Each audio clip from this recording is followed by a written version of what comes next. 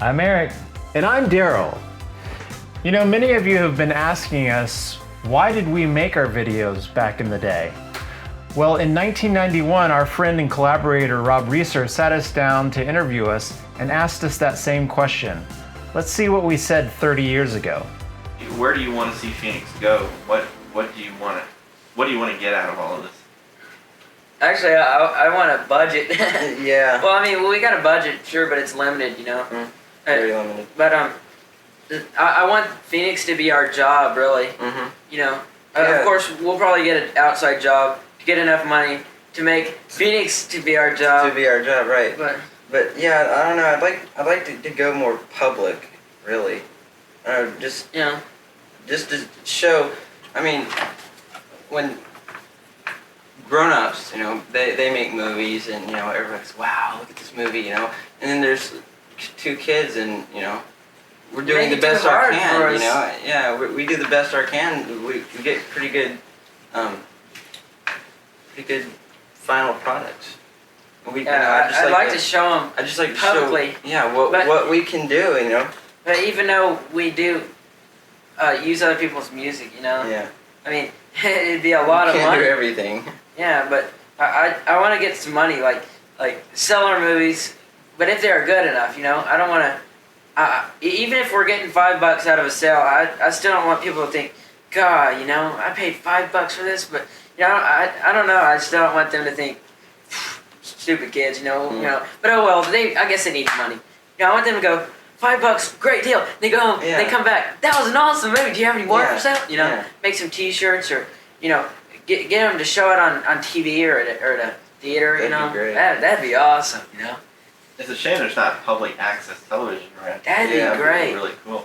Or a public theater type thing. People who make movies, well, they'd probably go out. A lot of people don't make movies, but well, then again, there's Funny Home Videos. You know, we can put a little skit on that, but we don't get much out of that.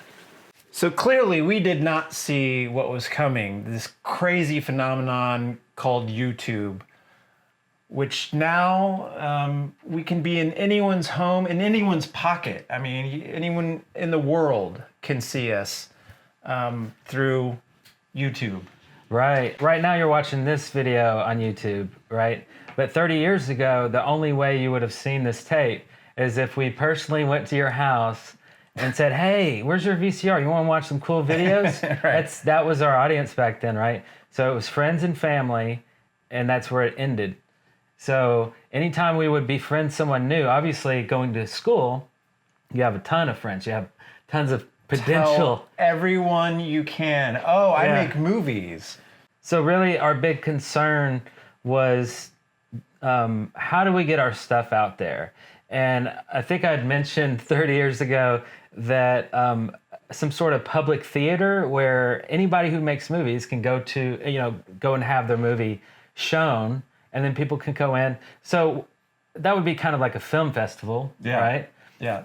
And then another option would have been Funniest Home Movies, America's Funniest Home Videos, right? Which is TV. Right, which is TV.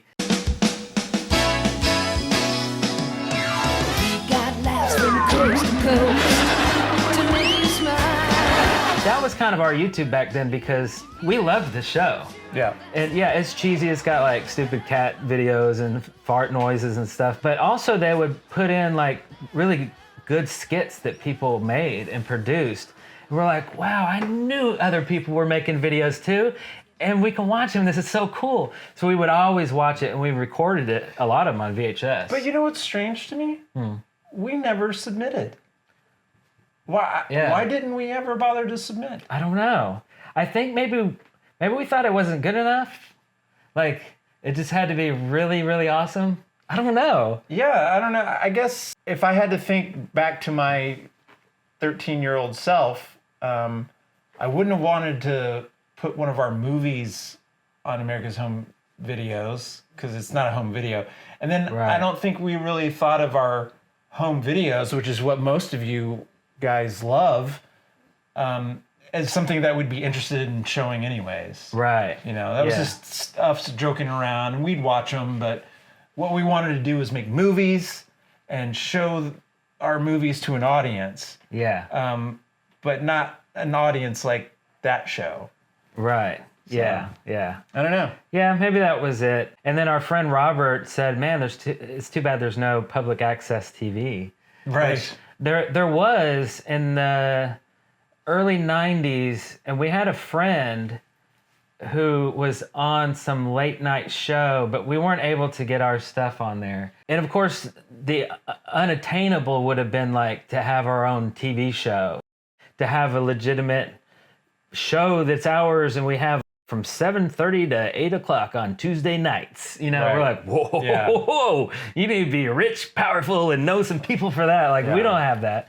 Yeah, and here we are 30 years later, and everybody can broadcast. Good or bad, doesn't matter. Even if it's terrible stuff people are uploading, you'll find an audience, because statistically, there's going to be a group of people that are interested in that crap or that goodness or that badness or whatever it is, right? Whatever niche or genre. Now I'm so thankful of YouTube. Like, I remember right before YouTube came out, I created a website and I started uploading our old videos and skits and movies onto my website as little postage stamps that would play in a flash player. It was terrible looking, but it was the only way I could do it. And I had to tell everybody, hey, come to my site and check it out. I go to message boards and stuff and be like, hey, yeah, I'm a filmmaker, check this stuff out. And people would go and watch it. And then, of course, Google Video comes out. Was that what it was called? Google something. But then YouTube came out, and then Google bought it. Right. And then that's when I hopped on. Like, day one, I was like, this is the place, man. This is where we put videos. But you never really know how things are going to go, do you? I mean, I've been wanting to do a YouTube channel for years, but I never really could decide exactly what to do for that channel. Yeah. My initial thoughts were doing like a scripted TV series. Right. But, you know, I think historically those have never performed well on YouTube. But then this channel just, it happened organically. I think that's what I like most about it, is that it just happened. For decades, I've kind of been doing that too. Like, I've started 20 or 30 different YouTube channels and had different audiences interested in different things that I would do. And one or two of them would take off, but I didn't really feel like it was really like, it was awesome, but I don't know, something about this channel just is like, oh, this has been under our nose for 30 years. This is our life's work. Like, right? this is, we've had it all along. this is what we were designed to do. Yeah. Because this is our, you know, I mean, sure, we're in our 40s, but we're finally finishing what we started in the 80s. Yeah. And it's like, now we have the avenue to complete it and keep going. Right. And, you know, until we're like super old, I guess. I mean, I don't know. There's no reason. I would never quit, because this is literally what we've done our whole life. Yeah. So, and, you know, and before YouTube, it was just for fun. Now it's still for fun, but now it has a purpose. Now it has a purpose, which Because- is key. Right. Yeah. You know, and the purpose is we have an audience of people that actually enjoy it and like the stuff that we did. It's just it's mind-blowing, really. When, I know. You know, when we think about, we're like, wow, this is like crazy. But that music crap is expensive, because we've actually called some professional new age music that we actually use. They never told us the price, but it was a lot of trouble. Gotta tell them exactly what songs you're gonna use, what portions, how long, and you know, go home and count up all this stuff, and then ask me, you know. Yeah. Write us a letter, you know. We'll send you Yeah, how write much a letter, it will and then cost. you sign it, and we'll give you the document, and only do it this many times. If you do, then you gotta keep sending the money, $15 every time you show. Yeah, it's gonna grow. So The other couple of concerns that we had as our younger selves seemed to be the use of copyrighted music. Which, wow, surprise, surprise, 30 years later, it's still an issue. Right. But amazingly, there are avenues to make it work for you, and pretty inexpensive and easy avenues. Yeah, royalty-free sites. You can produce your own music really easily nowadays. I mean, you can go to Fiverr.com and hire somebody to write songs for you. It's pretty easy. And then, of course, with ad revenue share, we have some like Metallica music videos and stuff like that on our channel. They didn't say take them down. Hey, that's illegal. Take them down. Yeah. They just were like, okay, you can put them up, but we'll take your ad revenue. We'll take the money, right? We're like, hey, that's cool, man, because we're not in for it for the money. We just want an audience to see it. That's it. You take the money, you do what you got to do. That's awesome, And it just worked out that way. We're like, wow, everything is working out. It's so cool. And then I guess the last point was about quality.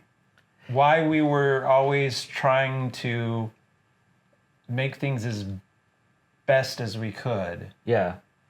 Yeah, I think there's always an inherent reason to challenge yourself and to, produce something the best of your abilities and then look back on it and go, okay, how can I make it better next time? Because I learned a bunch of stuff. I failed a lot of times. Let me fix that and get better and better and better. But as you heard, 30 years ago, we're like, the one point of being confused is how to distribute it. I think I'd said, selling tapes for $5. Yeah. But the real issue was the quality. It was like, if I'm going to sell this to you for $5, I really hope that it's of the quality that is worth your $5. Because the last thing I want, or we both want, is somebody to go, man, I paid $5. These movies suck. But it was some kid, so I gave him the $5, and who cares? We were trying to avoid that at all costs. We wanted to blow people away. Yeah. What I find most interesting about that is that I hadn't really connected it, but today I have a reputation with people that I've worked with. He's a perfectionist. He's always like, everything's got to be perfect and just right.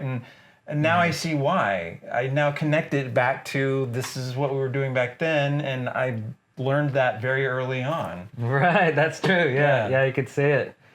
And we've had decades of trying to get better and better. So obviously at this stage, we're just like,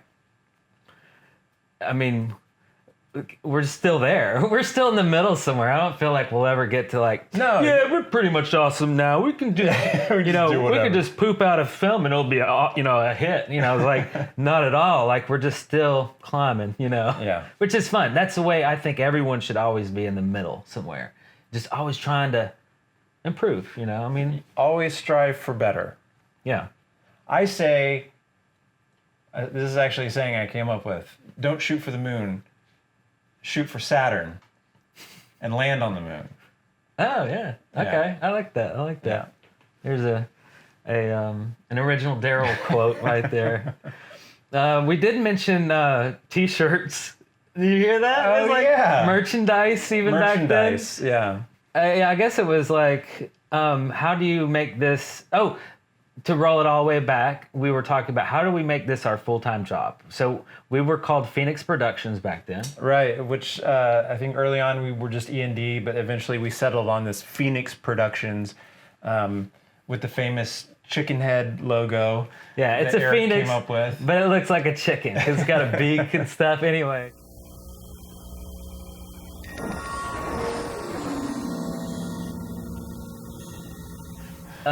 We were super proud of the name and the brand, I guess. And, it was like, you'll always see that Phoenix logo before our films. Sometimes it would change. I think it's one point we were Blood Money.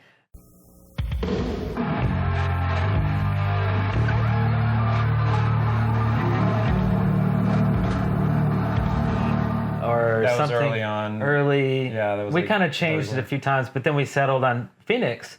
And then we incorporated. We did. We incorporated Phoenix Productions in Huntsville, Alabama in 1992, 91, something like that. Yeah, I think we were about 15 years old, 15 or 16. And we had your dad do the paperwork and stuff. Yeah. We had stock shares. Yeah. Founder stock or whatever. Anyway, so that was like us wanting to make this our full-time job. And then we went around asking people if they wanted commercials. Like around town. I sent my resume to all of the local TV stations. And all of them said, You're just a kid. You're just, have experience and you probably don't really know what you're doing. So they all did say, why don't you apply again in a few years? And I was like, okay. I'm just going to have to do this myself, aren't I? We're just going to trudge forward. So, but yeah. So yeah, here we are. We're still doing it. And we love the audience. We love you guys watching. This is so crazy. It's still blowing my mind that people are watching it all. Yeah, it's hard to reconcile the fact that, we're no longer just talking to ourselves and doing this for ourselves. There's 50,000 people out there. So we really appreciate it. Thank you. And I guess that's about it. Yeah. We'll show you some more stuff again later.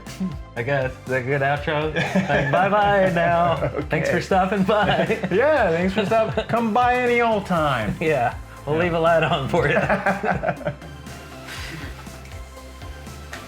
Good. Cool. I don't have any more questions. Me either. I don't have any more answers. Well, let's pack it up. Go home. Yeah. Stop. Stop the cameras. Okay, don't look at us.